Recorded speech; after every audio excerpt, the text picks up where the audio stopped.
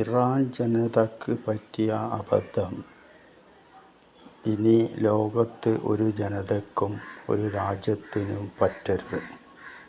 അതിന് ഇലക്ഷൻ കാലത്ത് ഭരണാധികാരികളെ തിരഞ്ഞെടുക്കുമ്പോൾ സ്വന്തം ബുദ്ധിയും സ്വാതന്ത്ര്യബോധത്തോടെയും സദ്ഗുണങ്ങളുടെ അടിസ്ഥാനത്തിലും നിരീക്ഷണത്തിലും കൂടി വേണം തിരഞ്ഞെടുക്കാൻ.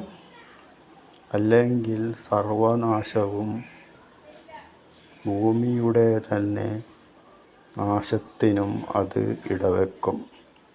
ഇറാനിൽ ദൈവം എല്ലാ സൗഭാഗ്യങ്ങളും എണ്ണയും എല്ലാം കൊടുത്തിട്ടുണ്ടെങ്കിലും അതിൻ്റെ ഗുണം ആ ജനതയ്ക്ക് അനുഭവിക്കാൻ കഴിയാതെ പോയത് ഇതുകൊണ്ടാണ്.